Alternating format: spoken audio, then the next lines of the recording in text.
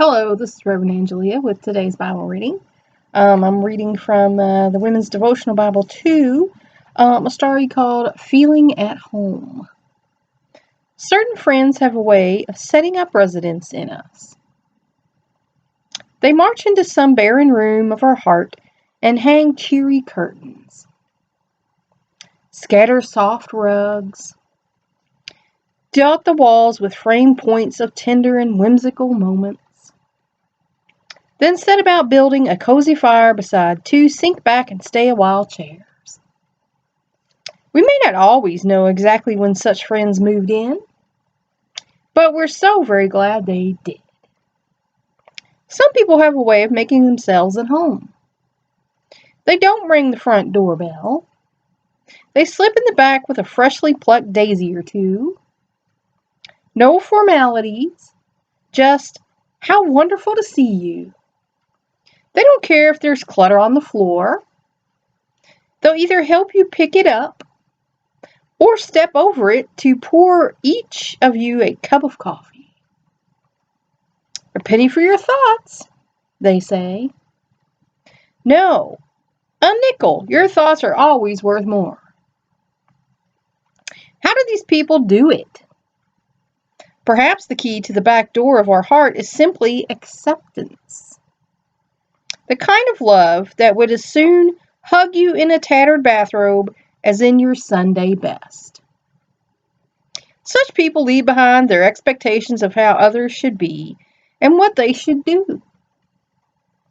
To them, every person is buried treasure to be discovered and enjoyed. Differences are a source of delight. Evaluations, judgments, and makeovers are not their job. Loving acceptance is. When such a person takes me into her heart, it is certain that she cannot stay long out of mine. And that is by Susan Lenskis. And that's pretty true. I have friends that I've had for quite some time, for the simple fact that they're there for me. I know any time I need something, I can talk to them, and they'll be there. And I'll do the same for them. As far as doing that sort of thing, I would be weirded out if somebody brought curtains and rugs to my house. That would be, "What are you doing? You give me a remodel?" um, but it's nice when someone comes to your house and they're not judgmental. Because I've had family members and friends who have come to my house say, "Oh, I wouldn't do that," or "I'd change this," or "I'd do that," or "Look at that mess. Aren't you ashamed that that's, like that?" And, I'm like, wow, this is my home where I live, people. So, you can't slip into my back door. It's locked and boarded up because the window's broke. And I can't afford to put it back in. It'll get in there one of these days when, one of the guys decides to do it. Um, Clutter on the floor. I've had my ex-mother-in-law talk about me having garbage in every corner of my rooms, and I'm like, "What are you talking about?" She said, "Well, maybe it's not garbage, but to me it's garbage." So, who cares what you think? It's stuff I'm keeping for a reason, or it wouldn't be there. I'm not one of these people with a Spartan show home, as you can probably tell by the background here. My organized mess. I have piles here for this, and piles here for this, and the binders here for these classes, and stuff over here, and a lot of my diplomas and things on the wall, and so a show home is not me. And of course, I prefer tea to coffee, so no. If you invite me out, no, I'm going to drink tea. I'm going to drink coffee. I've had people who flattered me and say, "Oh, you're so smart," and everything. But then, they're, "Well, I thought if we did this, there'd be some money in it for me," or whatever. And I'm like, wow. Or I've had people who tell me I'm not so smart, I'm stupid, and I'm thinking, well, you're not going to be my friend anymore. And then they're upset and wondering why that is. It's like, I don't let people in my life who call me stupid. I don't have room for that. You shouldn't either. Um, and, the judgmentalness, the evaluations. I've had people say, well, I think and as soon as you start that, I'm just like listening to you because I hear it coming. I hear it coming. You're showing yourself, and judgments about, anything in my life, you know, are not okay. You can voice me your opinion. You can tell me that you have concerns or whatever.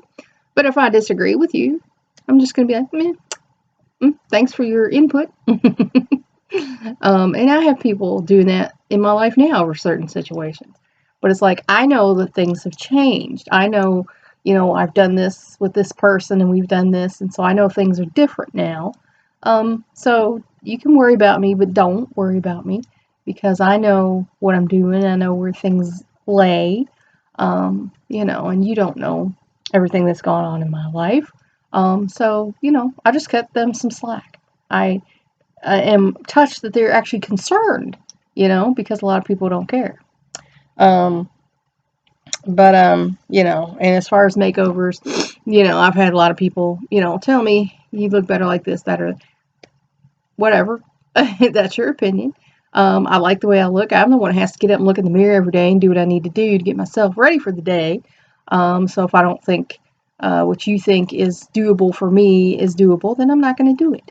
I don't use hair product. I'm not going to do mousse and, rollers and all that. No, I'm not dealing with that.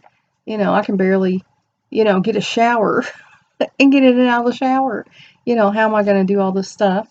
Um, so anyway, like I said, when a person like that does come in, take you into their heart, then you put them in yours, and that's how we should all be for each other. We shouldn't be judgmental. We shouldn't evaluate our friends. We shouldn't decide, well, you'd look better if this or that, because as soon as you do that, what you're saying is, I don't like the way you look. So, think before you speak. And if you want to be a friend to someone, just be their friend. A lot of people, I've had women and men come into my life and think they have to fix things, And if I need something fixed, I will fix it myself. I don't need you to come in and fix things for me. And I don't want you to fix things that I don't think are broken.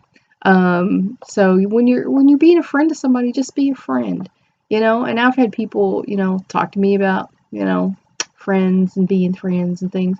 But I'm just going to be honest. I can't be everywhere at once. And my family does come before my friends. If one of my sons calls me up and says, "Hey, Mom, I need you here for this, or I'm going to be at this event this evening. You want to come?" Then honestly, that's going to come before a friend.